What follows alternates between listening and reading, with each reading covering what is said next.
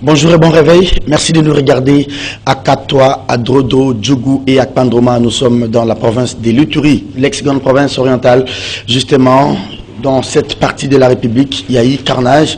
Avant-hier, on parle de près de 45 morts, essentiellement des civils pour la plupart, des attaques qu'on a attribuées aux groupes armés identifiés comme la Codeco, justement l'état de siège installé dans la partie est du pays, ainsi que les négociations, si vous voulez bien, les consultations de Nairobi sont donc à l'épreuve du résultat. Il n'y a pas longtemps, le président de la République recevait les caucus des parlementaires de l'espace oriental pour parler de la question sur la prorogation ou encore la sortie de ces régimes tout à fait particuliers et spéciaux.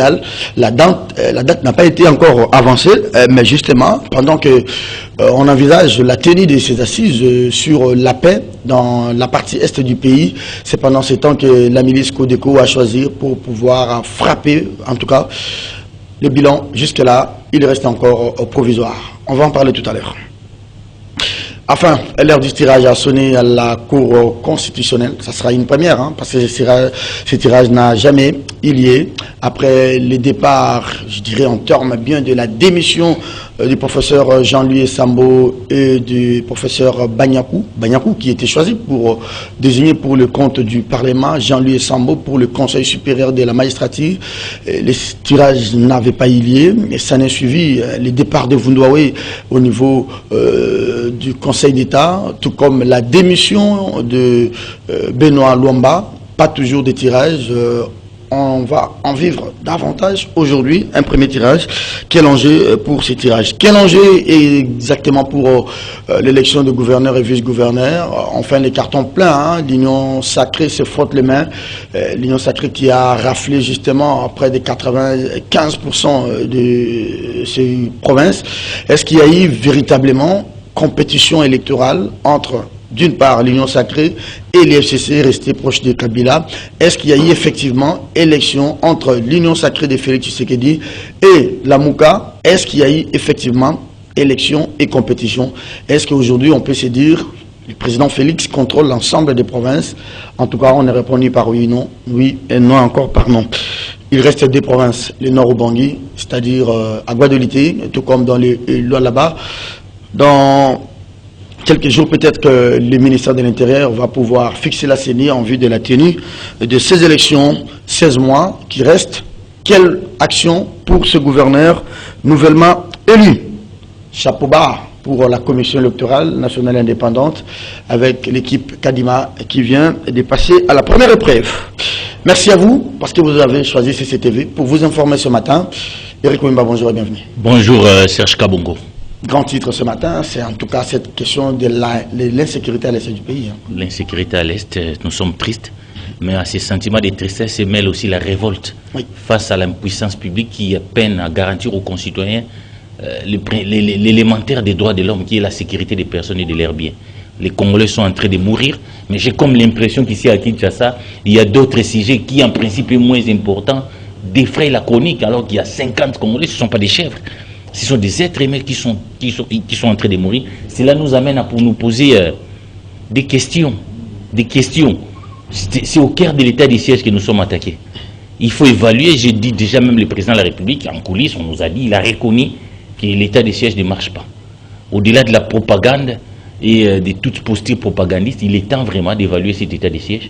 Moi, je pense que ça. Je suis de ceux qui pensent que ça ne vaut plus la peine de continuer à mettre. Il faut sortir de ces régimes spéciaux. Il faut sortir de ces régimes spéciaux qui nous voient la face, parce que le vrai problème qui se pose ici, c'est la réforme de notre système de sécurité. Mais ça va prendre combien de temps, Eric? Cette histoire de réforme, on l'a commencé depuis 2006, avant les élections de 2006. Non, c'est-à-dire, à réforme, il ne faut pas en parler. Il faut passer par des actions qui montrent vraiment qu'on est en train de réformer. Tout ça aussi, c'est le problème que nous avons eu. Ça veut dire que l'IDPS qui arrive au pouvoir aujourd'hui, quelle a été son alternative par rapport à la guerre à l'Est? Justement, c'est ce qui interpelle les concitoyens qui demain qui vont voter, de poser des vraies questions sur des vrais problèmes du Congo. Peut-être que l'IDPS est venu avec la nouvelle recette, la nouvelle donne qui est l'état des sièges. Non, c'est une donne qui empire la situation. Il n'y a pas de résultats. J'ai comme l'impression qu'ils ont même repris certaines recettes qu'ils ont critiquées quand ils ont été au pouvoir.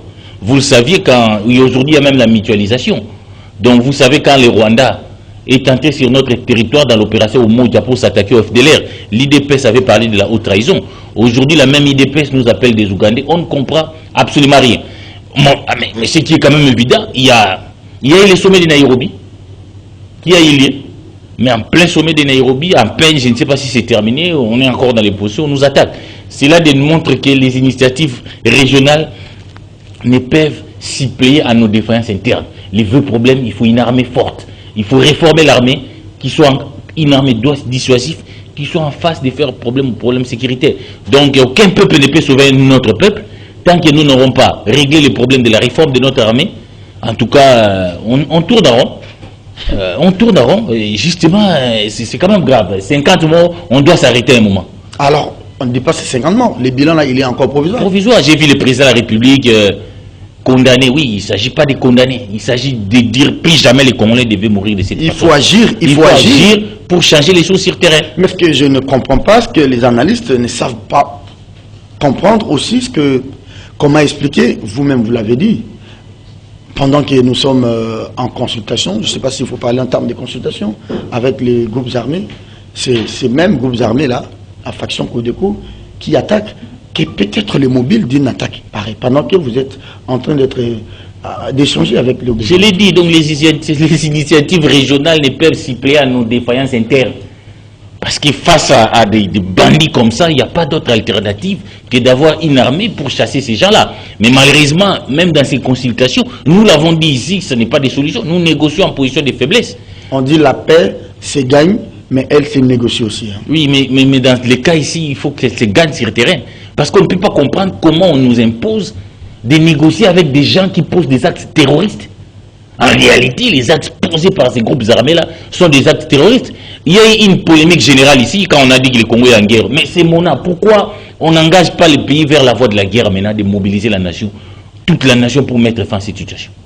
Parce qu'en réalité, j'ai comme l'impression que nos gouvernements considèrent les problèmes de l'Est comme un problème de sécurité publique.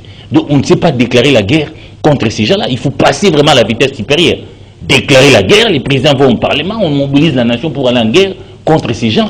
Parce qu'il est clair qu'aujourd'hui, les Ougandais, les Rwandais considèrent les rebelles comme des forces négatives. Pas de négociation avec ces gens-là, il faut les traquer. Mais chez nous, ces mêmes Rwandais et nos Ougandais nous imposent de négocier avec ces gens-là. Ça prouve que nous sommes faibles, il faut changer les rapports des forces sur le terrain. Merci beaucoup. Hein. Walter n'est pas avec nous ce matin. Eric Wemba pour cette analyse introductive. Charles Kekankou, bonjour et bienvenue, cher Charles Kekankou. Bonjour, monsieur. C'est pas facile de prononcer, cher Charlequin, cher Serge. Cher Charlequin, je cher crois Serge. Pas que c'est pas sorcier de prononcer. Cher Charlequin, donne-moi une chaise sur laquelle je vais... Bienvenue à vous, on parlait tout à l'heure de cette insécurité. Je vais parler, en tout cas, en termes de carnage. Hein, plus de 45 personnes tuées par la Codeco. La vie humaine, elle n'a plus elle n'a plus de son sens. Hein. Encore une nouvelle triste pour la RDC, c'est vraiment triste. Beaucoup de pincements au cœur lorsqu'on voit les Congolais assassinés comme ça, comme des vaches. C'est vraiment très triste. J'ai saisi l'occasion pour présenter mes condoléances aux familles qui sont éprouvées, qui ont des cœurs brisés en ce moment. Et plus jamais ça, nous l'avons toujours dit, et ça continue. Vraiment, c'est quelque chose qui doit interpeller tout le monde, et je ne crois pas que lorsqu'il y a des deuils comme ça doit diviser les gens. Alors, pour distribuer les cartons rouges jaunes, dire tel est responsable, c'est Tshisekedi qui est responsable, c'est le gouverneur. C'est pas militaire, on qui est responsable, c'est la société civile qui est responsable, non, ou bien ici, tout ça. Non, ici, il faut tirer les responsabilités. Non. Dire qu'on est en deuil, on ne doit pas tirer les responsabilités, non. Mais alors, vous allez tirer ces responsabilités là comment? Il y a quelqu'un qui a été élu là. Oui. Il y a des militaires qui sont sur le drapeau pour faire un travail donné. Donc vous allez faire endosser la responsabilité de ces morts-là aux militaires qui sont au front, qui meurent chaque jour ici. Est-ce que vous connaissez comment, dans quelles conditions, est-ce que vous connaissez dans quelles conditions ces militaires-là chaque jour ici dorment dans des brousses, à même les sols, ils souffrent. C'est une façon, moi, je pense que c'est une façon de cacher même sur la mémoire de ces gens qui ont choisi de servir sous le drapeau. C'est leur boulot. Dans des conditions extrêmement difficiles. Est-ce que vous pensez que c'est une partie de plaisir pour un militaire de quitter sa famille, de se retrouver en brousse, en train de combattre jour et nuit contre ces gens-là? Non, mais il faut quand même que nous ayons un cœur, s'il vous plaît. J'aimerais vous rappeler que celui qui est venu juste après moi, il s'appelle Héritier Kabongo. Il est au front. Ça ne veut pas dire que puisqu'il est au front... Alors vous allez endosser la responsabilité de cette tuerie-là. Vous voulez monologuer, je vous laisse la parole. Non, mais je vous pose la question. Ou si tu me laisses la police du débat. Tu as la police, bien sûr. Ça ne fait rien d'ouvrir les tons, mais ici, nous devons tirer les responsabilités. Oui, mais bien sûr. Il y a 50 personnes qui meurent. Nous avons un président de la République, nous avons un chef d'état-major général, nous avons un renseignement militaire, nous avons un renseignement civil. Dire que ce n'est pas le moment de dire que tel a failli, c'est irresponsable à mon avis. Alors, moi je pense que c'est vraiment irresponsable de croire que un militaire qui est au front pour combattre l'ennemi, qui à tout moment peut mourir sur les champs d'honneur, ce militaire-là apprend, comme toi et moi, que dans un village éloigné de là où il se trouve, il y a des rebelles qui ont fait irruption dans ce village-là et ont tué les gens. Vous allez lui dire que c'est toi qui es responsable de ça. Mais ça, c'est quel cynisme, ça? Non, il a bien. C'est quel cynisme, ça? Alors, quelle est la responsabilité du gouvernement? Je suis en train de vous répondre. La responsabilité du gouvernement. Écoutez, Serge Kabongo, nous ne pouvons pas ici faire comme si nous ne connaissons pas les réalités de ce pays. Comme si nous ne savons pas ce qui se passe dans tous ces théâtres-là d'opération. On ne peut pas faire semblant. Je l'ai toujours dit et je continuerai à le dire, il n'y a dans aucun pays au monde où vous allez, vous serez là et trouver qu'il y a des militaires dans chaque village. Il n'y a aucune armée au monde qui peut accompagner chaque citoyen d'un pays dans les champs, dans la forêt, au ruisseau pour aller puiser de l'eau. Ça n'existe pas. Alors, comment ça n'existe pas. Okay. Donc cela veut dire quoi? Attendez, s'il vous plaît. Quand je prends la parole, c'est une manière de vous relancer. C'est des notions qu'on nous a tous appris à l'école et vous savez que c'est pour vous relancer. Comment expliquer que c'est des attaques qui surviennent dans un contexte où le gouvernement est en train d'écouter les Codeco pendant qu'on sait qu'il y a état de siège? Non mais, écoutez, Serge Kabongo, je pense que c'est un acte de sabotage. Tout simplement. Parce que je ne vois pas quel est ce gouvernement-là qui peut être content d'apprendre qu'il y a ces citoyens qui, dans un coin X ou Y du pays, qui sont assassinés et lui applaudit. Mais le gouvernement aujourd'hui, lorsque vous regardez le gros des moyens, mais c'est affecté aussi, notamment à la défense, surtout aux militaires qui sont au front. C'est-à-dire que les recettes là ne marchent pas, hein? Non, mais il y a ceci. Non, écoutez. Oui. La complexité de la situation que nous connaissons dans l'Est du pays, ça fait plus de 20 ans aujourd'hui. Donc, la complexité, bien sûr, est connue de tout le monde. Nous avons toujours dit ici que il nous faut beaucoup de moyens pour que nous puissions avoir une armée à la dimension de nos ambitions et des dangers qui nous guettent. Est-ce que allez-y, terminer?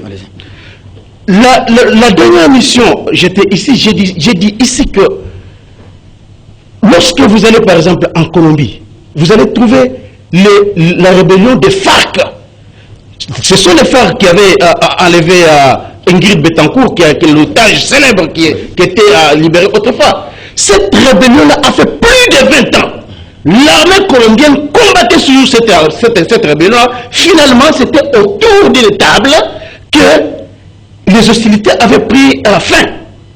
Donc cela veut dire qu'une guerre, on peut la gagner soit autour d'une table, on peut la gagner par voie diplomatique ou sur le front militaire. Voilà pourquoi, même en Ukraine aujourd'hui, vous voyez que les Russes bombardent l'Ukraine, mais il y a des négociateurs en Turquie. Est-ce qu'il faudrait par exemple mettre en place cette force régionale avec les États de l'Afrique de l'Est, comme les chefs d'État l'ont souhaité rapidement pour... Bon, il il y a un élément important que nous devons prendre en compte qu'on analyse cette situation triste de l'insécurité dans toutes ces parties-là de la République. C'est que nous avons des Congolais, s'il vous plaît.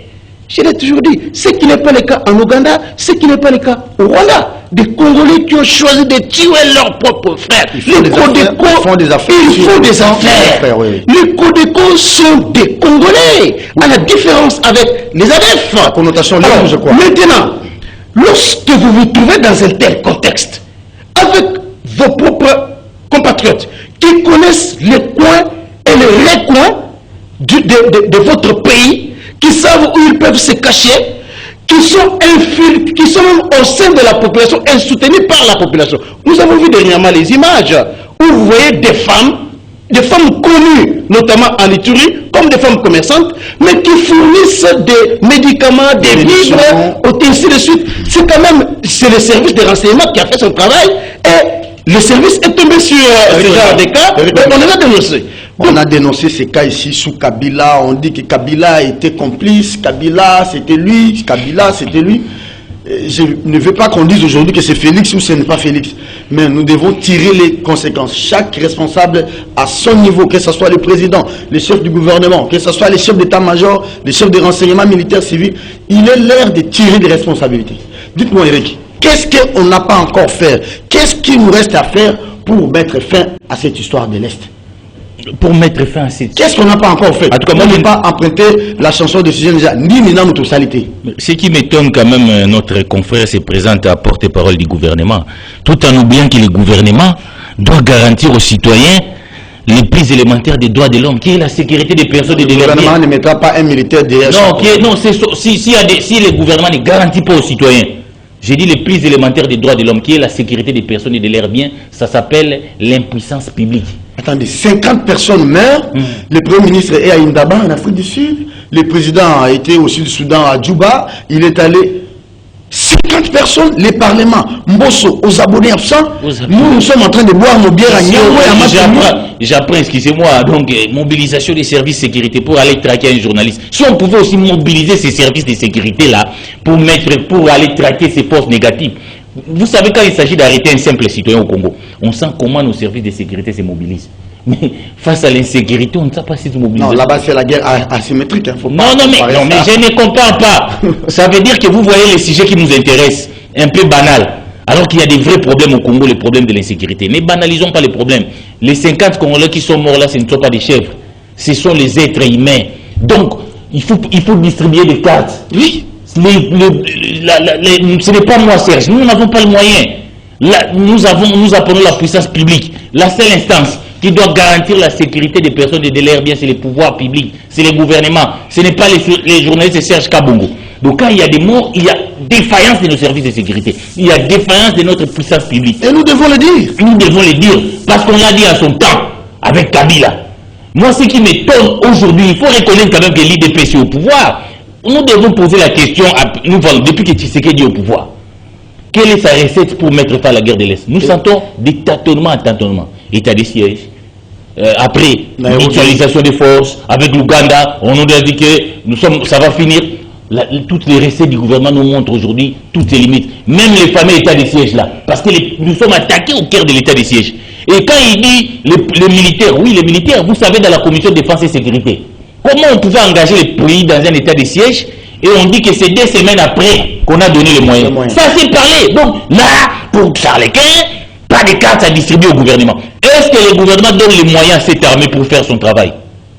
Est-ce que le gouvernement, et pendant 3 ans, où en sommes-nous avec la réforme de notre système de sécurité? Eric, quelle a été faite? Donc aujourd'hui, il est clair, nous constatons que le pouvoir public a une lourde part des responsabilités. Quand on ne sait pas donner des solutions à un problème comme ça, je crois qu'il faut jeter l'éponge. Moi, je suis d'accord avec Charles Quint sur un fait.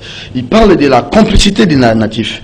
Vous savez que la Codeco, c'est vraiment une rébellion en connotation, un groupe armé à connotation lindou, mais ils se battent entre eux. Mais malheureusement, ou heureusement, pour eux, ou malheureusement pour nous, les leaders nandais ou les leaders lindou ne condamnent pas ce que font leurs enfants. Je ne vois pas, moi, chez moi, à Guadeloupe ou à Guémena, les jeunes gens de Guémena prennent des armes pour commencer à tuer les gens de Boudjala, et nous restons et nous ne disons rien.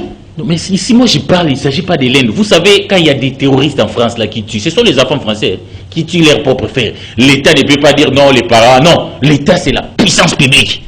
L'État met les moyens pour combattre le terrorisme. Parce que ce qui se passe à l'Est, là, c'est du terrorisme. Ce ne sont pas des enfants, ce sont des terroristes qui tuent des victimes innocentes qui n'ont rien fait. Et là, il faut une réponse claire et proportionnelle de la puissance publique. Nous ne sentons pas cette réponse-là à chaque fois que les Congolais sont en train de mourir. On nous a fait rêver l'état des sièges ici, au-delà de la posture propagandiste, les recettes de Tshisekedi sur la guerre de l'Est montrent aujourd'hui ses limites. Il faut tirer toutes les conséquences. Toutes les conséquences nécessaires, mettre fin d'abord à cet état des sièges. Moi, je n'en vois plus l'opportunité. Alors, vous dites mettre fin à l'état des sièges. Quelle perspective, quelle nouvelle recette? La nouvelle recette, tant qu'on ne donnera pas les moyens nécessaires à notre armée, il faut vraiment, comment dirais-je, mettre sur place. Il faut que le gouvernement se réunisse pour dire qu'est-ce qui ne marche pas. Parce qu'on a dit que les vrais problèmes, les moyens ne suivent pas. On n'a pas que des mauvais militaires, on a des bons militaires. Des bons militaires. Oui. Mais quand vous envoyez quelqu'un au front, l'argent vient après une semaine ou 2 semaines. Qu'est-ce que vous voulez? Le chef de l'État lui-même a parlé des détournements. Donc il y a des problèmes structurels qu'il faut arranger, internes à nous-mêmes, qui ne peuvent être suppléés par les problèmes régionaux. Parce que s'il y a des officiers qui détournent l'argent des gens qui sont... Le chef lui-même l'avait dit. L'avait dit, donc il y a un problème réel. Il faut vraiment des mesures qui s'imposent pour la réforme de notre système de sécurité, qui posent des sérieux problèmes aujourd'hui. Donc, aucun peuple ne peut sauver notre peuple, non, les Kenyans vont nous sauver, non. C'est nous-mêmes, quand nous deviendrons sérieux, quand nous donnerons à nos militaires les moyens. Moi, je pense que si on leur donne les moyens, ils peuvent faire quelque chose, même sans état de siège. Mais même si vous organisez l'état de siège, si vous ne donnez pas les gens les moyens, donc vous allez constater que la cohabitation d'abord entre civils et militaires pose un problème. Un militaire qui n'a pas de moyens, alors son problème dans l'état de siège, c'est quoi? C'est de s'attaquer aux civils, c'est de mettre son kalachnikov pour arracher aux civils leurs biens et consorts. Donc la situation ne fait que s'empirer. Donc il faut regarder la situation. Nous distribuons des cartons rouges. Nous distribuons des cartons parce que ce n'est pas à Serge d'aller sécuriser les Congolais. Nous avons élu un président au suffrage universel indirect. Quand il perd serment, direct d'ailleurs. Quand dans sa prestation de serment, Charles Quint, c'est de garantir la sécurité et l'intégrité territoriale. Charles, vous avez la parole. Si vous n'arrivez pas à remplir ces missions, jetez les ponts, Charles Quint. Allez, Charles Quint, il y a une nouvelle recette du président de la République. On en a parlé avant votre arrivée sur ce plateau. Le chef a proposé une table ronde pour les provinces qui sont sous état de siège. Alors, quand je suivais les porte-paroles, Patrick Mouya, qui en faisait les comptes rendus, il a été dit, soit on va passer en revue les progrès, mais aussi les difficultés. Est-ce qu'il faut sortir de l'état de siège ou soit il faut maintenir l'état de siège? J'ai comme l'impression qu'on aurait pu plutôt commencer par cette table ronde avant d'aboutir à l'état de siège que de commencer avec l'état de siège et on trouve qu'il y a des ratés, on revient sur la table ronde. Il n'y a pas contradiction dans les démarches. Hein? Bon, lorsque vous examinez depuis que l'état de siège a été décrété, bientôt une année, nous allons noter qu'il y a beaucoup de redditions des rebelles, des groupes armés locaux. Ça, c'est un des deux. Il y a beaucoup d'axes routiers qui ont été libérés grâce à l'état de siège. De trois, il y a beaucoup de QG, des rebelles, des terroristes d'ADEF, des ADEF, qui ont été démantelés. Ça, ce sont des faits. Ça, ce sont des faits. Lorsque vous allez dans le Nord Kivu, vous posez la question à la population, que ce soit dans les Grands Nord, à Beni et tous les Bataclan, ils vont vous dire combien d'axes routiers ont été libérés, combien de localités ont été libérées grâce à l'état de siège, à la mutualisation notamment des forces entre les FARDC et l'armée ougandais. Ça, ce sont des faits. C'est le résultat de l'état de siège. Moi, j'ai suivi, je croyais peut-être que Walter Kouy, tel comme l'avait dit, allait être sur ce plateau. J'ai suivi le président de la commission défense, je crois, le député Bertrand Moubonzi de l'UNC. Je l'ai suivi sur Top Congo vendredi. On lui posait la question par rapport à les rencontres avec le président Tshisekedi. il a déclaré que l'état de siège a produit ses résultats dans les Kivu. Et les tueries, c'est vrai que cette nouvelle vient quand même nous bouleverser. Est-ce que ce n'est pas fait à dessein? Est-ce que ce n'est pas fait à dessein? Mais bien sûr. Par ses ennemis de l'état de siège qui aujourd'hui se retrouveraient asphyxiés par cette administration militaire et militarisée, et ils veulent jeter des discrédits ou de l'opprobre sur l'état de siège et peut-être alimenter le débat lors des assises. Mais c'est fait à dessein parce qu'il y a des gens qui je ne confirme pas. Non, mais moi je confirme. Ok. Oui.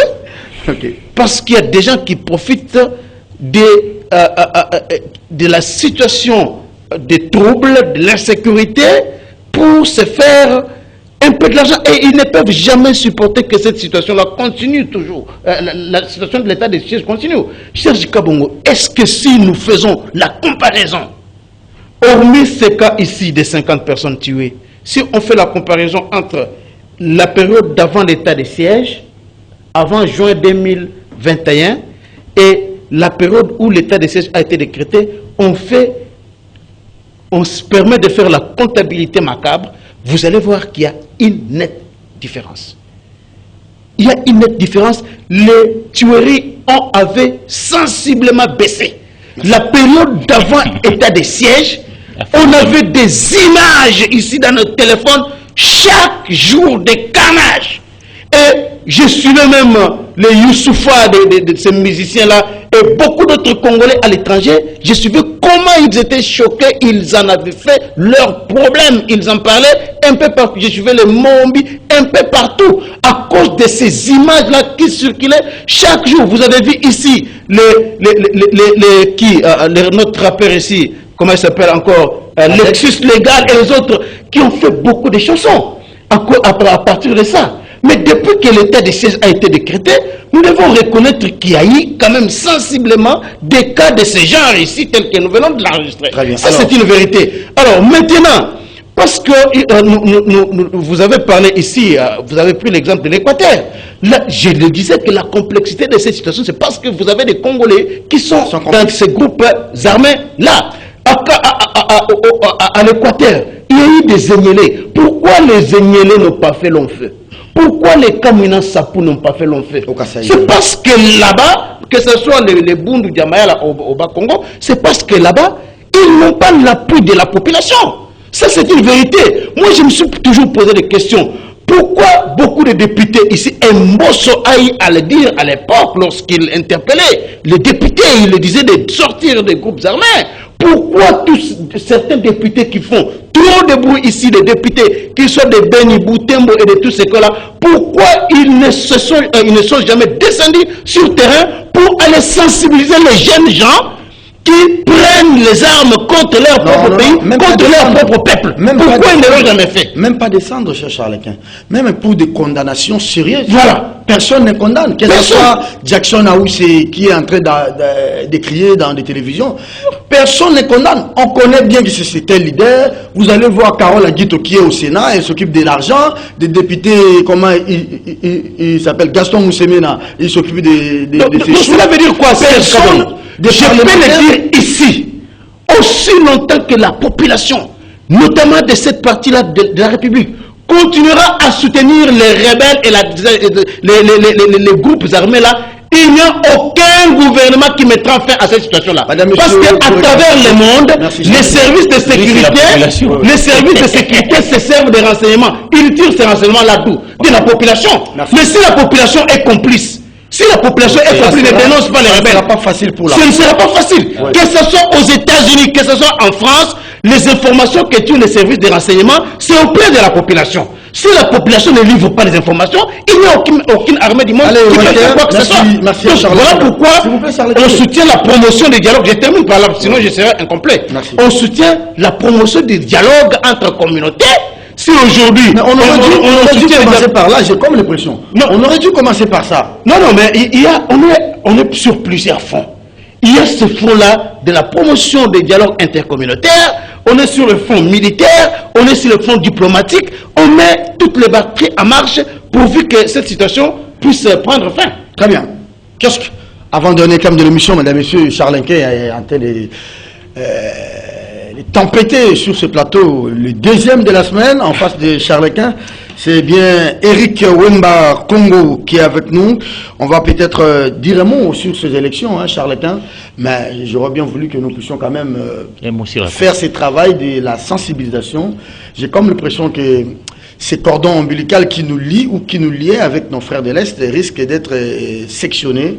Parce que même quand vous regardez la chaîne nationale, on n'en parlait pas. 50 personnes meurent, chacun est dans son chacun, comme disent et chantent les Ivoiriens. En tout cas, cette fibre patriotique, nous devons y travailler. Hein. Oui, c'est la population jusqu'au dit. À Kinshasa, c'est comme si personne n'est mort. 55 personnes. Voilà. Mais c'est la population.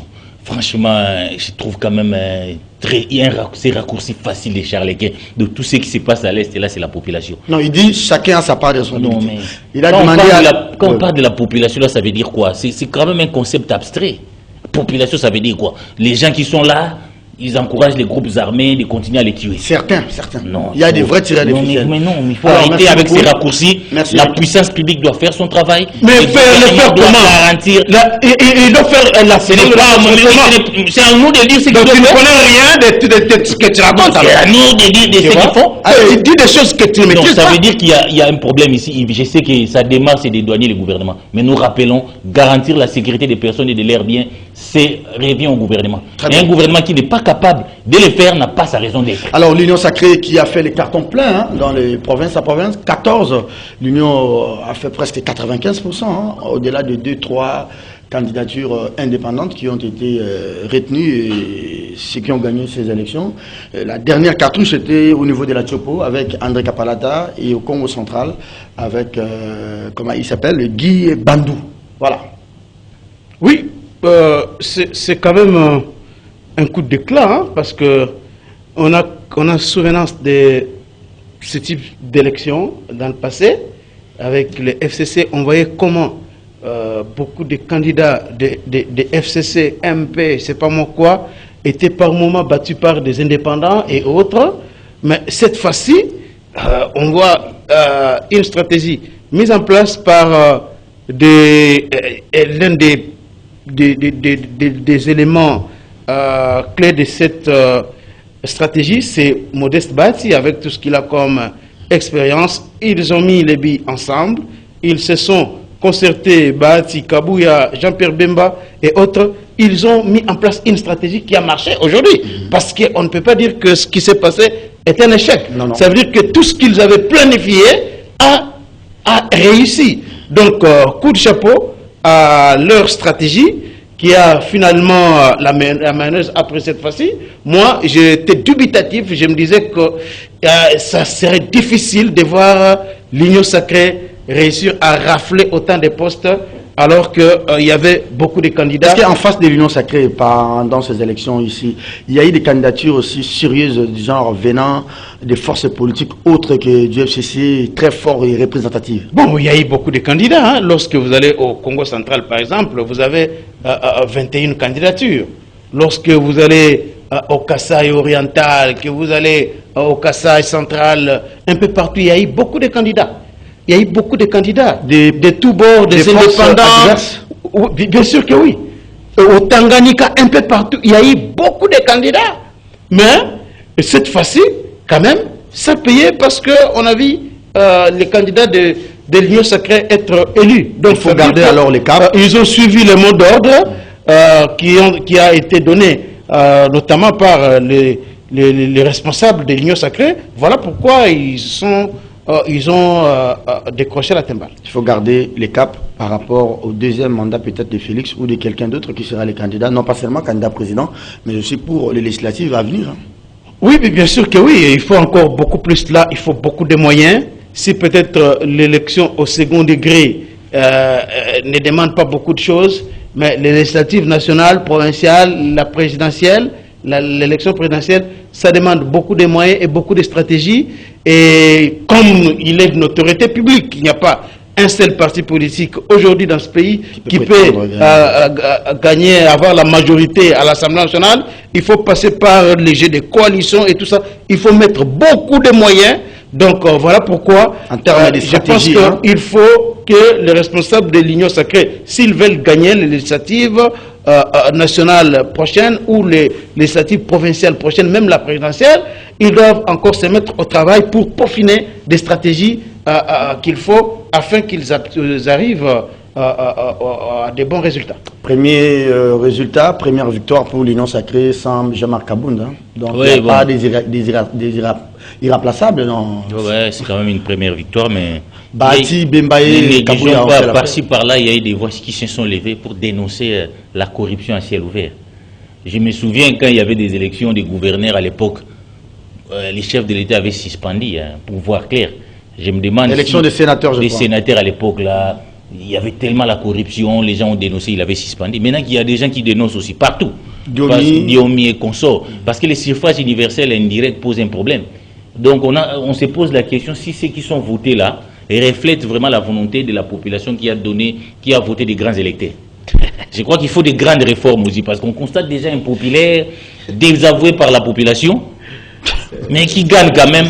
Je pense qu'il y a eu les suffrages universels. Il n'est pas dit, par exemple, que si vous êtes gouverneur et que moi je suis député provincial et que ma base qui m'avait élu pense que celui qui doit être candidat gouverneur doit être Eric Wemba et que moi je suis obligé de voter. Non, ça doit quand même refléter la base. Hein? Parce que nous savons ce quand même vote n'est pas. Ce report de vote n'est pas. On a tellement affamé ces députés provinciaux. 30 mois impayés ou 20 mois impayés, d'autres 10 mois impayés. Donc il suffisait que quelqu'un se présente avec des billets verts. J'ai entendu, c'est pas moi qui l'ai dit, Diomi a parlé de $20 000. Sauf que Diomi, par rapport à ce qu'il a fait, il est comme Malobananga Mouyibi, atteint la lobby vérité. Personne ne veut l'écouter parce que. Diomi, tellement on l'a arrêté dans les histoires de viol. Quand il parle qu'il y a eu corruption. Oh non, non, quand il dit non, il y a eu corruption. Non, violé, non, on ne peut même pas l'écouter. En fait, c'est raison à Fali, Pouba. Je crois que c'est un oui, donc moi, le Banana Moïse était la lobby. Même quand il parle de la corruption, pour personne l'écouter. Mais il y a des faits qui montrent quand même qu'ils déjà ont été élus dans des conditions. On a tellement affamé les députés provinciaux pendant 10 mois impayés. Il suffit que les plus offrants se présentent là-bas pour qu'ils puissent gagner. Est-ce qu'il y a une deuxième question pour terminer et prendre les derniers thèmes? Est-ce qu'il y a vraiment en face de l'Union sacrée, il y a eu des candidatures sérieuses? Les gens ne voulaient même pas aller à ces élections. Mais c'est sur base de ces résultats-là que l'Union sacrée peut se frotter les mains pour dire que j'ai le contrôle. Bon, ils veulent les territoriales. Malheureusement, le contrôle du territorial n'est pas motivé par les développements. Les contrôles du territorial, on sait combien les territoriales, les gouverneurs, les rôles qu'ils peuvent jouer pendant la période électorale. Donc c'est pour des raisons électoralistes et ce n'est pas vraiment pour les développements qu'on a mis tous les moyens là pour que l'Union sacrée puisse rafler les mises avec des députés qui ont voté dans des conditions déjà enfamées, qui, quand vous mettez un petit beefsteak là, ils vous votent. Donc il y a eu des dénonciations, on attendait aussi, il faut vraiment une réforme de la loi électorale pour que l'élection des gouverneurs ne puisse souffrir pas de la corruption, nous ayons des gouverneurs qui viendront travailler effectivement pour le développement des provinces, pas des gouverneurs qui sont là pour servir des intérêts d'une famille politique. Et malheureusement, sur ces plans-là, Tshisekedi et Kabila, c'est blanc, bonnet, blanc. Donc il n'y a pas rien à changer. C'est des conclusions trop fortes, Cass. Je l'ai dit. On attend les lois là-bas. Est-ce que ça viendra un jour? Le Nord ou Bangui chez moi, Guadeloupe, est-ce que ça viendra un jour? Oui, ça peut venir, mais ça va changer quoi la situation de la population? La fête, c'est la fête de l'Union sacrée, pas du peuple. Qui veut voir des gouverneurs qui vont changer les choses. C'est l'Union sacrée qui fête. Là, on sait qu'ici à Kinshasa, il faut envoyer quelque chose. Généralement, vous savez, tant qu'on n'a pas trouvé quelqu'un qui va être plus au franc que Fifi Masuka, ça va traîner. Merci à vous d'avoir été des nôtres. Charlaquin va pouvoir terminer cette émission. Alors, le tirage, c'est à la Cour constitutionnelle. Une première, hein? Une première, mais heureusement que l'exclusif est tombé sur un document qui démontre encore que l'état des droits prôné dans ces pays n'était que de la poudre aussi. Voir les greffiers, les communiqués pour les tirages au sort, sur instruction du président de la République. Sur instruction. Donc on montre vraiment l'inféodation, parce qu'il n'oubliez pas que le chef de l'État lui-même est justiciable devant cette cour.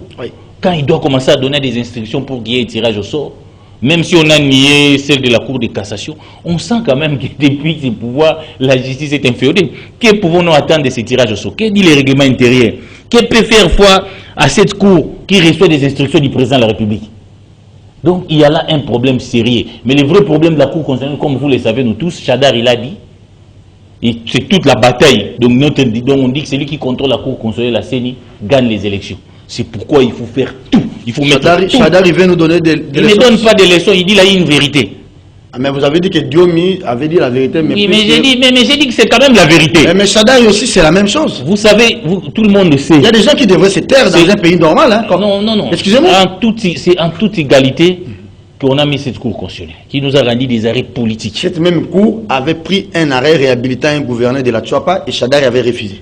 Oui, c'est ce que j'ai dit. Donc Chadari là n'est pas. Mais bon, voilà, vous me rejoignez blanc, bonnet, blanc. Voilà. Donc si vous faites la jurisprudence, vous êtes fort, hein, parce que depuis que Tshisekedi est là, c'est la jurisprudence JKK.